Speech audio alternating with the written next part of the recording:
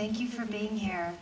My name is Kathleen Lingo, and I'm the executive producer of the OpDocs series. For those of you that don't know OpDocs was started in 2011 in the opinion section of the New York Times as sort of a video version of the op-ed page, a place where filmmakers and artists could make documentaries on issues of the day to provoke important conversations. And actually, ever since OpDocs started, we've had a special relationship with the Sundance Institute and Festival. And this is the 6th year in a row that we've published a Sundance series.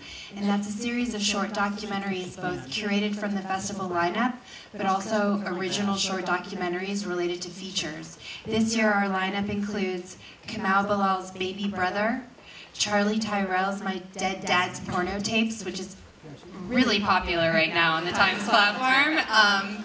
Spoiler alert, there's no porno really in it, but it's still great. You should definitely watch it. And then also a short related to the feature film A Note's Arc. And each year, to celebrate our Sundance series, we've done events at the festival. Some have been large, some have been small, and this is definitely our most ambitious yet. So the purpose of our panel today is to discuss how race, sex, and power influence different storytelling spheres: journalism, political commentary, art, and filmmaking. Many of our culture's foundational stories, in everything from journalism to pop culture to fine art, have historically been controlled by white men. But now that women and people of color are stepping up both to tell their own stories and to take the reins of distribution, what does the future hold for media and society?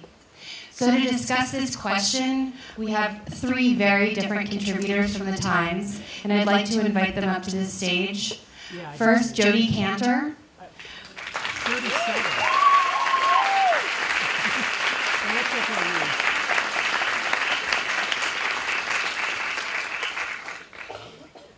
So Jody broke the Weinstein story. For those of you that don't know, I can't imagine there's anyone here that doesn't know that. Along with Megan Toohey. She is an investigative reporter at the scene and from the newsroom. Next we have Garrett Bradley. Garrett Bradley made the OpDoc Alone. She is a filmmaker and artist based in New Orleans, and Alone is a contender for the Academy Awards. We'll find out tomorrow if it's gotten a nomination. And then last but not least, Charles Blow, op-ed columnist and contributor to the Times from the opinion section. So welcome to all of you. Thank you for being here. So to start out the discussion, I thought we'd turn first to you, Jody, just because the Weinstein story has been, of course, one of the biggest stories of the year, and one of the little nuggets in your story was that Weinstein was at the Women's March here last year, unbelievably. So I was just really curious to hear some of the backstory of how you came to break that. When and why did you start reporting on Weinstein? Like, what was the impetus? When did the process begin? Was this a story years in the making, or? So that feels like an especially good question to ask at a New York Times event, because the way the Weinstein story happened is that, first of all, you guys made a very serious investment in us. If you're a New York Times subscriber here, I just really want you to feel like you paid for us to have the time to do this investigation, the patience. You paid for Megan Toohey and I to have doors slammed in our faces and to be able to go back the next day and try again. And so, in part because we have that investment from readers, we're able to really take our time and do investigative journalism that is very resource intensive. And it was very much a team effort and a group commitment at the Times. The way I would kind of date the beginning of the story is actually to our colleagues Emily Steele and Mike Schmidt, who broke the story about the accumulation of allegations and settlements against Bill O'Reilly. They published that last spring, and the impact was really extraordinary. The idea that the most popular host in cable news could lose his job because of a settlement trail and because of sexual harassment allegations felt so new. And it was also kind of a wake-up call inside the building. Of course, we knew that sexual harassment happened. That wasn't a surprise to us. But, we asked a question, the editors asked a question that almost seems quaint now. They said, well, are there other powerful men in American life who have covered up trails of abuse? And we better go and track down those stories. And so that's the point at which many of us at the paper actually started doing sexual harassment stories, even stories that appeared later. Like, I don't know if you noticed the story about the Ford workers at the plants in Chicago. That dates from that same period. So we were looking at a variety of figures in a variety of industries. It wasn't just Harvey Weinstein. We were just as concerned about those factory workers in Chicago. So the reaction to this story has been a tsunami. What was, when you pressed publish, what did you expect was going to happen when it came out? Were you surprised by the reaction?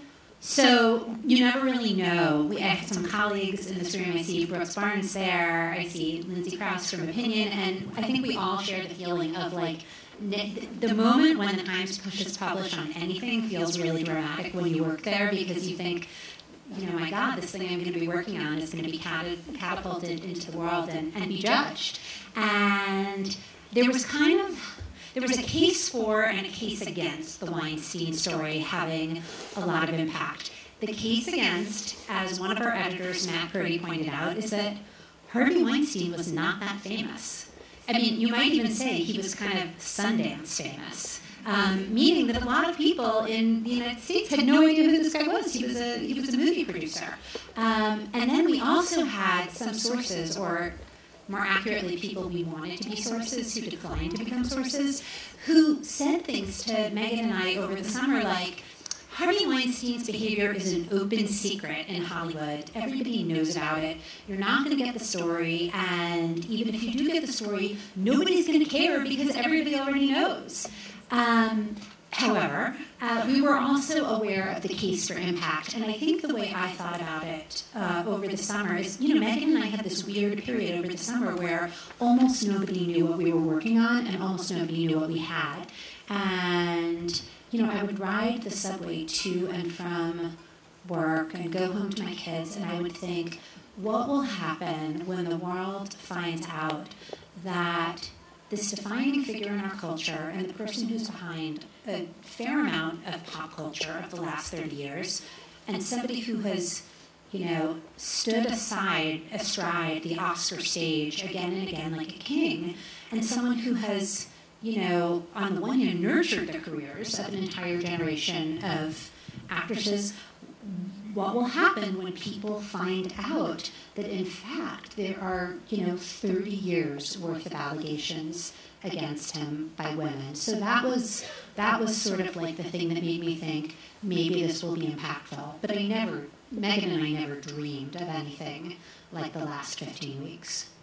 Yeah, it's really sort of changed the temperature in the country around thinking about who tells the stories and how that impacts popular culture. So on that point, I'd love to turn to you, Charles. So as the Weinstein story and its aftermath epitomizes, our country's stories have been historically really controlled by one group. How has our country's understanding of itself and its realities been impacted by who controls the images we see, the articles we publish, the opinions we hear on television every night? It's a big question. We first come to know ourselves by reflection. And one of the most powerful ways that human beings are reflected is through art. And that can be the fine arts, and that can be the visual arts, and that can be literature. And the people who control access to and distribution of the images that reflect us define us. Every child looks up in the sky at night and sees the same set of stars. And they have the same sorts of dreams and the same sorts of worries. And if only certain portions of those children ever get to the place where they see themselves reaching those stars, or fighting the alien, or being crowned the princess, or whatever it is, that means that all the other children go sorry. That means that the children who are reflected do not get a full picture of the people who are around them. They never, quite literally, don't get to see them as fully human. And you see how that tumbles forward as we grow and age and mature and have to make kind of our social constructs about how we view each other, whether we look at someone and we see them with compassion because they are us, or whether we look at them and we register some sort of threat or fear or anger, or we look at humanity as if it is structured as a hierarchy rather than spectrally. And all of that, to some degree, is defined by the stories that we tell ourselves. And if we are not telling all those stories, it cannot be done. No amount of protesting can remedy that. No amount of voting can remedy that. Because that story lives in here. Right? And so I think what people in my realm of writers, people in this realm who tell stories on film, all have to say, we bear some real responsibility for the way that story has been crafted. The American story has been basically made into a fiction because it is only about a quarter of the story of America. And a lot of that story is a lie. And now we are in this incredible moment of a kind of reclamation of memory. One thing is, as a person who observes and writes, it's always striking to me is how quickly we can forget, like collectively forget. Like one generation, a whole set of facts will just disappear. And because that is not being pushed forward in the arts, in education, it is allowed to disappear. And that is completely on our shoulders. So, looking forward, if we are able to, as storytellers, as communicators, as journalists, as columnists, as filmmakers, take the energy of this moment and turn it around and start to change who controls the stories. I mean, I hate to prognosticate myself, and I hate to put you in that position, but I'm going to ask you to, how do you imagine our country could change? Well, I think we start with this proposition first. Each of us is blind to our own privileges, right? And once you understand that not only do we possess privileges, we literally can't see them. And therefore, that prevents us from empathizing with people who are kind of oppressed by our privilege, number one. Number two, stop thinking of privilege and oppression as diametrically opposed and a binary situation, right? That they are on a seesaw. That your privileges are built on my oppression, and that's the only way it can work. Also understand that people who are oppressed can also have privileges, right? I can be a black man in America, and that comes with a certain set of oppressions, and I'm a man, which comes with a certain set of privileges, right? So I understand my own blindness to the privilege, my male privilege, when I'm thinking and reading about Me Too. I know this data. And every time you guys publish another story, I'm shocked. Now, why is that? Because that is not my lived experience. I've never had to worry when I walked out of the door whether I would be assaulted, whether somebody would catcall me. I mean, I'm a handsome guy, but they don't catcall me, you know. So I've never had that worry. And so it becomes a job. Like you really have to take it on as a job to find a way to empathy. I have to listen because I just don't know it, and I have to center the person who is feeling the oppression and not center myself as the person with the privilege. It is quick, it is easy, and I've seen this happen a million times since this has been in the public eye. The men go, but what am I supposed to do? It's not about you, shut up. Like, literally, what am I supposed to do? I can't even steal a kiss anymore. No, you just don't pull out your penis at work. That's just start there. Like, there's some basic rules, right? But they center themselves, and that is a function of privilege. The privileged person always wants to center themselves. They want to know how this phenomenon affects them, will alter their reality, whether or not it will impede their access and their success and their wealth and that privilege. And once you stop that and start to listen, you'll understand that there's so many stories that you do not know and that are human stories. And if you, Maya Angelou used to say, because I am human, nothing human can be foreign to me.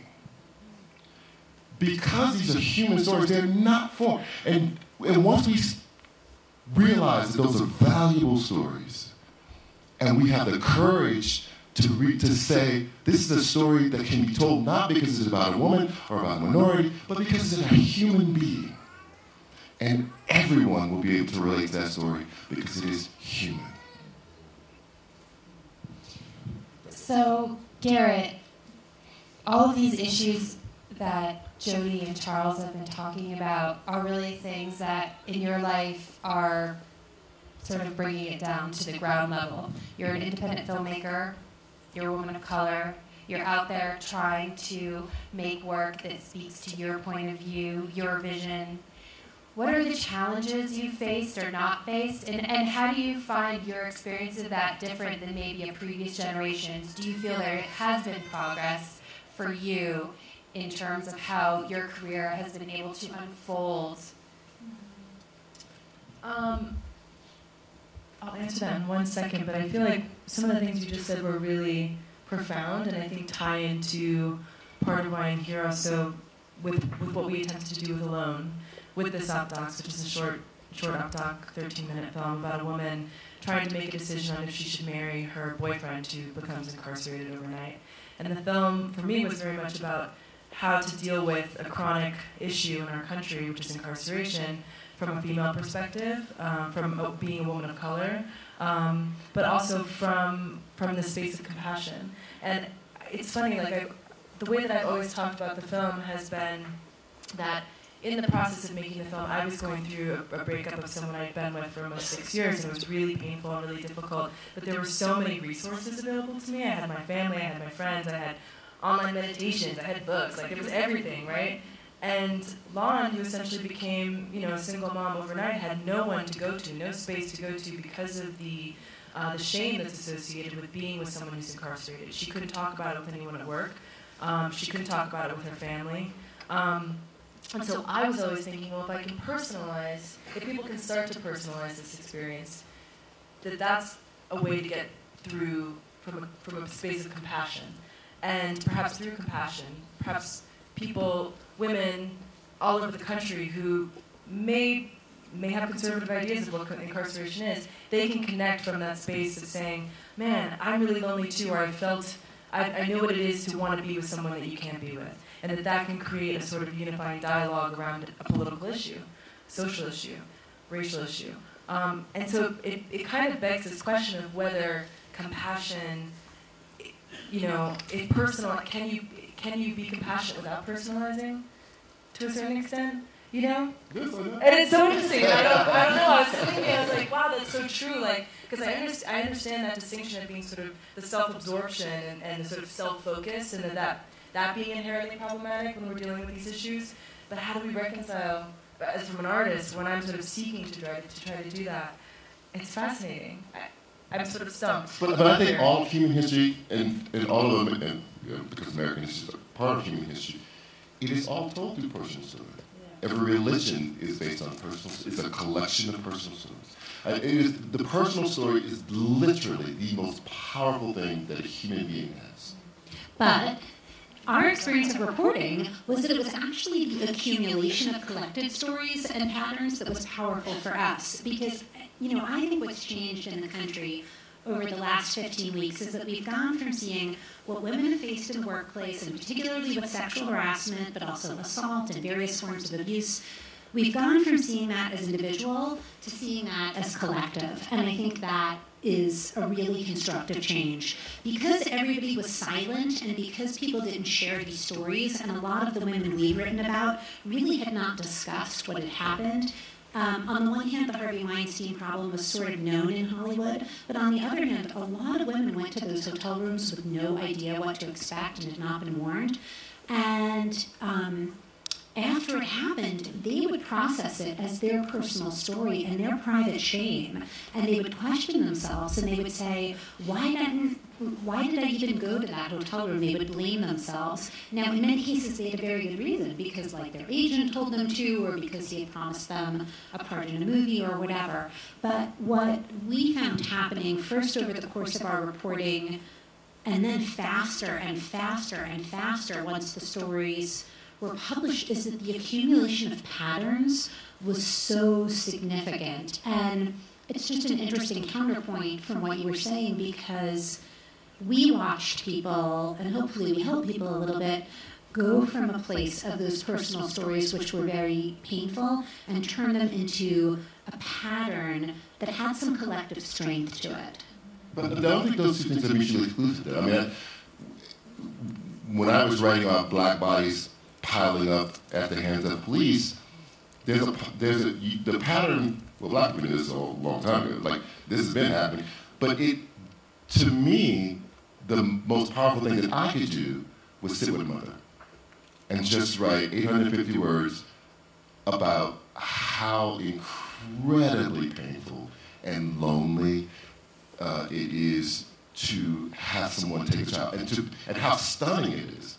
How it should never happen, and therefore there is no blueprint for it, and to watch them and watch people come up and hug them, and for them to turn to me and say, I don't want to hug another person. And it's just whispering it to me, because they keep saying they understand and they have no idea. And I just want to go home and curl up and never come out of my bedroom. But I think we were, because we had the numbers and they kept showing up, we kind of glossed over the fact that there's a person who has passed another person out of her body into the world, who has nurtured that child, who put them to bed, who wiped their snotty noses. What are they supposed to do? Like that moment of how do I navigate the world now that one of my arms has been ripped off? So I don't think they're mutual. I think the numbers are important, but that's making people stop for a minute and remember that somebody called her on the phone and said he's dead. That it's still stunning to me. It is still stunning to me. When I wrote about Trayvon, I call his mom every day, and because I said, I don't know, I'm not going to deal with all the facts of the case. I'm just talking to you as a parent. I don't want him to be lost in the numbers. I want him to be a kid, and I want people to see what happens with a kid. And I was asking just parental questions, so they had his cell phone, and you were calling that cell phone all night. My kids have my name and number in their phone as Dad. So when it rings, it says Dad on the phone. She says, he has my number in his phone as Mom. I said, they had that phone and Mom kept popping up on the screen and they never called you. That human part of it was so important to me, because I think didn't get past that race part. You're just wait a minute. Something's not right. Something's it's just on a human level. Something is not right. I think it also goes back to the images and the documentation as well, because what we're really trips me up is to think that all of us have experiences, all of us have emotion, but we can't see them. You know, we can't even see history necessarily. I mean, you can make a case for that actually, but on us as individuals. So everybody in this room, actually, there are these like invisible parallel connections that we all have to each other. And so these chronic problems that exist in our country and in our world, they just need to be manifested into the physical realm, whether it's through data or through images or through writing in some kind of way for us to like reconnect in a way that we already are connected, you know? But I think one of the questions this all raises is that we live in an age where there is the ability to share your story, to post your comment, to tweet, to put out your point of view has never been greater, it's never been easier. But we live in a moment where our political discourse is so polarized and the messages that are out in the ether seem to only come from the two polar extremes. So how can a journalist, a filmmaker, an opinion columnist break through that in terms of getting your voices out there? Because in a way it almost seems antiquated to be up here talking about a newspaper, a film, when we have people getting most of their information through Facebook and social media. So how do each of you think about your work sort of in this new era of distribution and making sure that there is a public discourse that's not just people screaming at each other on cable news? Well, one of the ways we do it is, especially, Charles and I work at very different ends of the paper. I'm in the newsroom, Charles is an opinion columnist, and for us, actually, making sure that I'll give you an interesting example about the sexual harassment coverage. We wrote about Bill O'Reilly and we wrote about Harvey Weinstein, a huge figure on the right and a huge figure on the left. So we find that in our reporting, things are sometimes not as simple ideologically as people would have them say. We were able to show that the problem existed on the right and the left, and really almost everywhere in American society, and it didn't fit into neat ideological boxes. So I think we're interested in telling complicated, truthful, surprising stories that don't come in a prepackaged narrative, and instead, like my editor and I often say that we want people to read a story and recognize the complexity that we all feel in our lives, if that makes any sense. I'll also say that the tools that you're describing, the incredible and sort of terrifying power of social media, they also really help push a story out into the world. The publication of a story can feel very, very, very dramatic these days. The reach of the Times is far greater than it's ever been before, I think by almost every single measure.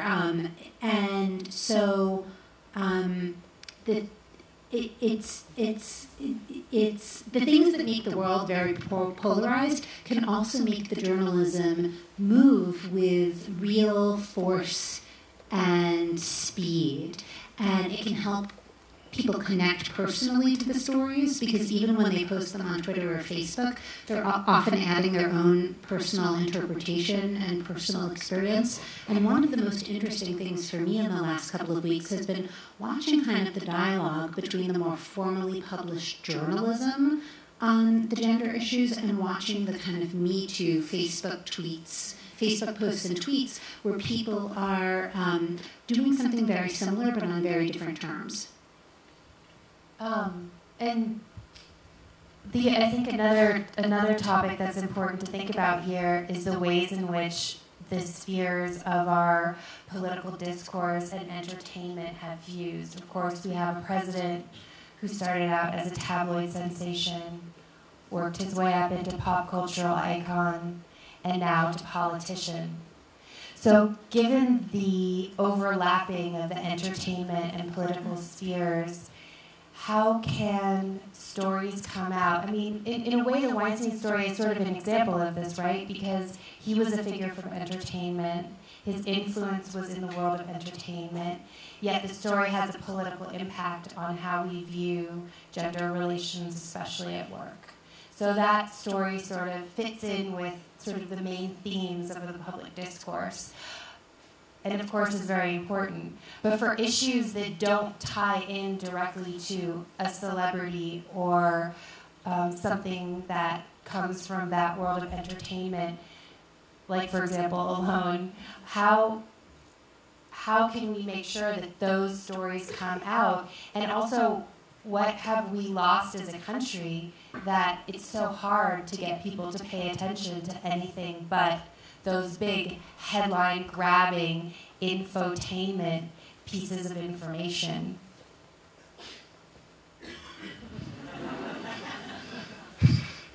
Again, big question. Well, I mean, it's a matter of fact that we now live in attention economy, meaning the amount of attention you can garner for yourself or your issue is directly correlated to your supposed value in the society, right? If you have a giant following on a social media, for instance, you can get a makeup deal or a television deal or what. That is literally the way that we are operating at. That if you are able to stir up enough excitement, that catapults you into another realm of relevance and also profitability. Even people who like to think of ourselves as intellectual, you go to sell a book, that's part of the book proposal. How many followers do you have on social media? It is woven into everything that we do now. And so that's just a fact. We can't necessarily put that genie back into the bottle. That said, what I do and what Jody does, as writers, I still believe that craft ends up standing out in a field where everybody has pretty close access to the same source of information. Investigative reporters are obviously finding their own thing, but on a daily basis, I'm thinking not that I am revealing something new, but I'm adding a layer of analysis, but also paying incredible attention to the construction of sentences and the way, the rhythm of sound. I mean, I'm paying attention to that because I know that I'm practicing an ancient art, like that has not changed very much. The way the syntax has changed, the kind of flourish of language has changed, but the basic mechanisms of writing and reading and conveyance of story has not changed. And so the thing that I can bring to that is a kind of craftsmanship and a joy about language itself and appreciation of the beauty of conveyance of the idea. So the idea is part, maybe half, but the other half is, can I say it beautifully? The packaging. Yes. Which makes me think of the Oprah for President phenomenon, which I think also exemplifies this issue of needing to package politics in an entertainment way to get people in. I mean, Jody, you followed the Golden Globes. I watched your Twitter feed that night. You seem to have some thoughts on that. What do you make of the Oprah for President phenomenon? What does that say about our cultural moment right now and where we are as a country?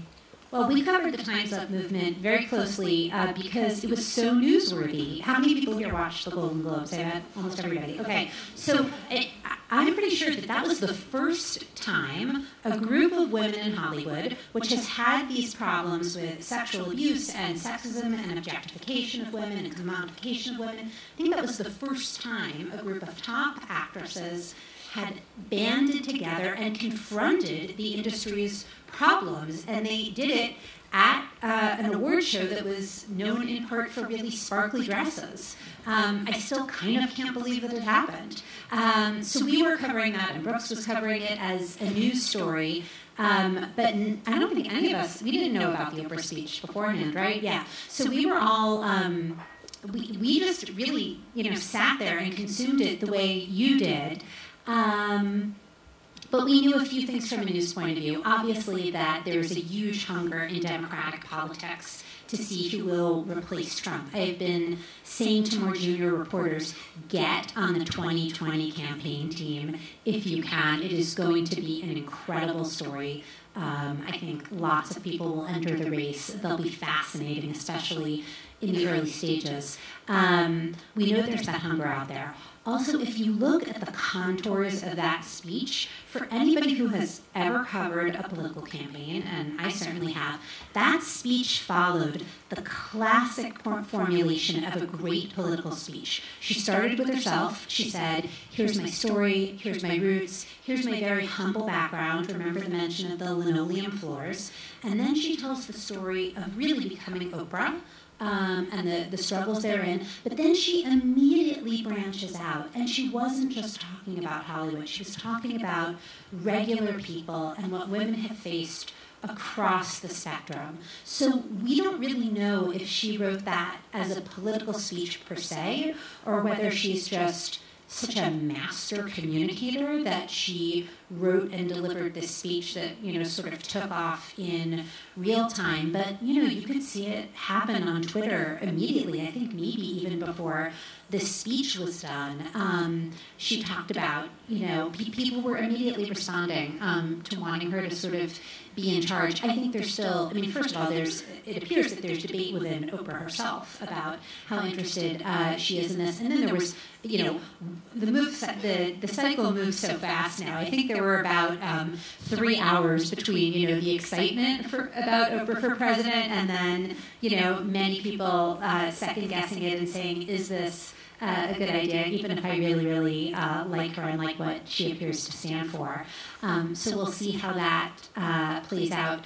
But I think that, I think the question, in part, for Megan and I and the other reporters who have worked on sexual harassment and gender and the reckoning is, where is this going to lead? Where is this going to lead? Because the stories keep coming, the individual story, the powerful individual stories keep coming. And by the way, I agree with you, even though I was talking about the kind of collective nature of women's experiences, I think as you were talking about Trayvon Martin's mother, I was thinking about some of the victims of sexual violence and the similarity of that specificity and really understanding what somebody has been through.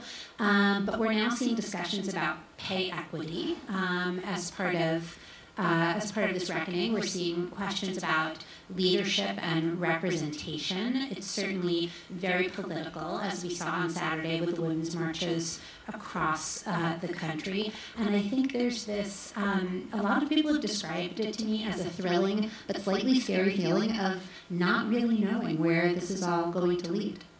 So I'm going to ask one more question, and then I'm going to turn the mic over to the audience. So start thinking of your questions. Please remember this is a chance to ask questions. Thank you. So just to bring it back to the topic of the panel and why it's important who tells the stories. Looking at each of you and the types of subjects that you've taken on in your work, what is the sort of message we should all take for that about why it's important that there is a diverse group of people from different backgrounds, from different walks of life, from different races, from different parts of the world, from different socioeconomic strata that should be telling the stories? Is that something that you would agree changes the narrative, or it doesn't matter? Good storytellers are just going to tell good stories. Oh, I don't agree with that. I think representation matters tremendously, and not just among the storytellers, but among the people who fund the storytellers, among the people who make the actual decision about which stories get a green light. That's where, that's almost more important to me. I mean, I'm a 47-year-old black man. 90% of all the movies that I see about black people are historical figures, right, or stories of some sort of oppression. And that's part of the black narrative in America, but it's not the whole one. And somebody needs to be able to say that these are full, well-rounded human beings, have whole stories, just like everybody else. Just like the myth of racism is the biggest, most dangerous of race, not race. Race is the biggest, most dangerous myth we have ever created. And it basically assigns character and capacity to people based on skin color, which is a ridiculous thing. And once we do that, we then assign a kind of narrative to them that is not what they're. People are human beings regardless of how they look. And they will behave like human beings. And they generally do behave like human beings all the same. They cut, they bleed when they're cut, they cry when they're angry, when they're upset, and they laugh when they're happy. And that is what human beings will do. And human beings will be aspirational, and human beings will be horrible, and that's just a human thing. And until we have more representation among the people who greenlight the movies and make the movies, then we won't see all those stories being told. And that is a big problem. And save the excuses about why that doesn't happen, because it doesn't happen because nobody wants it to happen. There's no real reason. Don't tell me you didn't make enough money, it was a mediocre film, and then we gave them a chance. You know how many mediocre films I've seen made by white men? Give me a break. I would say also, too, that there's power in thinking about every individual that you come across in life is their own genetic makeup that they're creating for themselves and that they were born into, and all of the complexity that exists within that. And if we can think about, I mean, why we even, that we're like these species on this planet, and we make movies and we do these, like, we recreate this reality that we're creating. I mean, why would we do that unless we were trying to understand ourselves in some kind of way? So the more that we can start to think about how to diversify that investigation, it's actually an asset. It's not so much a politically correct obligation. I think it's important because we want the truth. And what I've discovered in my work is that gender, and I think this is true of race as well, it's a subject, but it's also a solvent and a decoder. And what I mean is that in a lot of stories I've done over the years, they're about women in some way. And obviously, like, I'm writing about gender and, I care about big questions about women's equality. But I've also found that because women and people of color are often the outsiders in an organization, if you follow their stories, you will discover the truth. We are the canaries in the coal mine. A few years ago, we wrote a big investigative story about Amazon by me and David Streitfeld, and we were looking at Amazon's corporate culture. And we found that Amazon's culture is very, very hard on its employees, even white-collar employees who are relatively privileged. And one of the things we found out is that there were women who had breast cancer or who had miscarriages, or even in one case, a stillbirth, who felt they weren't given time off by the organization to recover. The organization just kept pushing them, even in moments of recovery or grief. So was that a woman's story? Was that a gender story? Perhaps, if that, Amazon has an either all male or almost entirely male leadership team, you can certainly see it that way. Or you could also say that by looking at Amazon through the eyes of these female employees, you were going to see things about the organization that were not easily visible on the outside. As an investigative reporter, you're always looking for your toeholds. You're always looking for your ways in. And so I would say look for the people who can teach you about the truth of a culture. When we published, in December, we published a big story about, we called it, I think it was called Harvey Weinstein's Complicity Machine. It was about all of the forces that enabled Harvey Weinstein. It was about all the people who tolerated him, stood by, maybe they knew more, maybe they were less. It was essentially about, we were wrestling with the moral horror of the Harvey Weinstein story. How can 40 years of these kinds of allegations pile up and pile up? And we found that there was a kind of collective failure on that part, that it wasn't one individual, that it was a huge group of individuals and powerful institutions who stood by. And my favorite comment on that story was from our colleague Amanda Hess, and she said, yeah, the story is about Harvey Weinstein, but this is a story about the way power in America works. And so in that case, yet again, the women, they were kind of the Dakota rings. All right, do we have any questions from the audience? Sir, right here. Yeah, Charles Lowe mentioned about privileges, and you mentioned this male privilege. So how do we... you mentioned about privileges, and you said you have a male privilege. The way I control my male privilege is I let women talk more now and try to listen.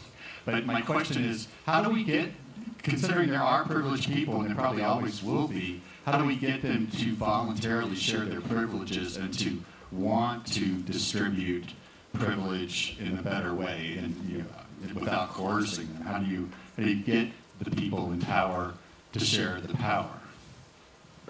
Well, I look at it, I kind of turn that glove inside out, and I say, once you dismantle the oppressions, the privileges vanish, right?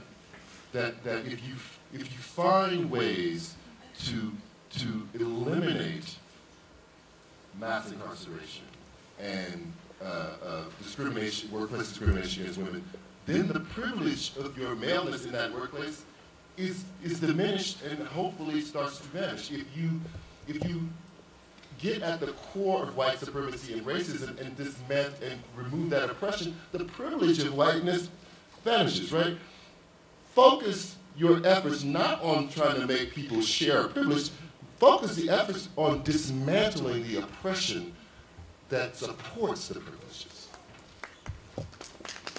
I would also add to that, because I think that that's the other thing too about like what the oppression is. I feel like is survival, and if we can start to convince people that they can also survive, right? I feel like racism and sexism, so much of that comes from fear of not being powerful, of losing something if somebody else gets what you have.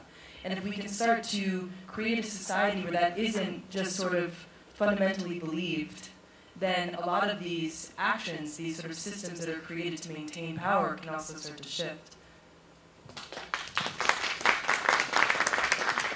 The next question, I see a woman with a pink hat, I think, in the back. Hi. Yeah, you're storytellers or other filmmaking or news, and storytelling is the past, and you talk about influencers and social media being the current, right, the Me Too movement. Is there a possibility to do a call to action at the end of the story, such as the last movie we saw with RGB? It was a dissent piece, but she said the power is in commerce, the ball is in your court. And you didn't create the hashtag #MeToo, but is there a chance to say, here's a great idea like the Women's March, which was an organic movement, obviously, because you say you don't know what's going to come of these stories that you write or these movies that you film, but is there a way to help move the story in the direction of equality and influence it more, to influence the influencers? I think we might have different answers on this. In the newsroom, we feel pretty strongly that we're not activists. I would not go to a women's march. I would not speak at a women's march, not because I don't care about those issues, but because, my feeling is that it's my job to document reality and also to investigate secrets, right? What the journalists have a couple of special roles. We can... first of all, we're diggers. Like in the investigative unit at the New York Times, we're trying to find you information you can't find yourself. We're trying to find you information that's been kept from public view. And then also we have this sort of social superpower, which I think is the greatest thing about being a journalist, where you can basically go up to anybody and ask them anything. You know, a lot of people were afraid of Harvey Weinstein in Hollywood, and we weren't because we had nothing to lose. Like going up to Harvey Weinstein and asking him essentially, what is it that you've been doing with women all of these years behind closed doors, that we like get up in the morning, you know, in order to ask hard questions like that. And so I think it's pretty important that if you're playing that role, you're not also playing the position of the activist. Your goal is to try to find the information and put it out there. And then, as we've really seen in the last couple of weeks, the magic is in the interaction with you guys and what you choose to do with it. I think those Harvey Weinstein stories would have been so much less powerful if they were followed by a postscript from us saying, it's now time for women across the United States to mobilize around the issue of sexual harassment. That wasn't for us to say.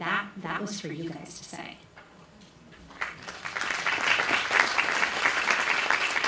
We have the same position. No, actually, we do. Yeah. I stay as far away from being labeled an activist as possible. I see the role as bearing witness. I mean, it's a different role than being an objective journalist, but you know, if what I write can fuel activism, great. If what I write should change a mind, great. But that, I don't even go in with that as a mission. For me, it is documentation. For me, it is, you know, the old saw that newspapers are the first draft of history. I think about that a lot. That, you know, should somebody be 50 years from now digging through an archive, wanting to kind of gauge the temperature of the moment, I'm hot, so I'm angry. So like that should be documented. You know, I try to remember that part of it, but not. You know, I steer clear of activism as well. All right, we have time for one final question. So who has a really, really good question? Let's see. I see someone waving their hand back and forth, so I'm going to take that enthusiasm.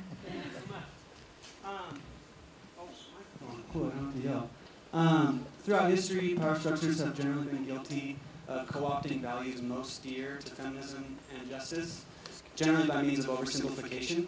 I was wondering if you guys think there is a way to protect complexity or the co-opting of these values while reckoning with the lack of attention span of the public.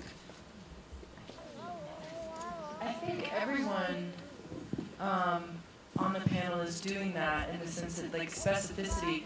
I have to say, I saw Crime and Punishment last night, and what really struck me was that in times like these, there is, as you said, an oversimplification or an abstraction or generalization of all of us, and that the specifics, you know, the attempt at individualizing the experience within those groups is really important. Now, that's a 2-hour-long film. I tried to do it. I didn't say to myself, I'm going to make a 13-minute film.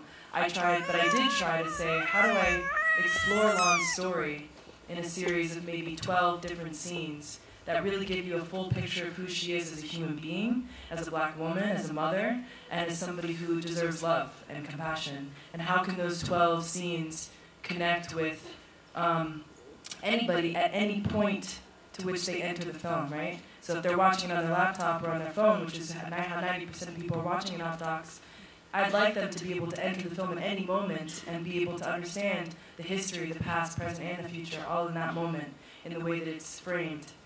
So everyone does it differently, but from my point of view, that's how I think about things. Not assuming there's always going to be a time for totality.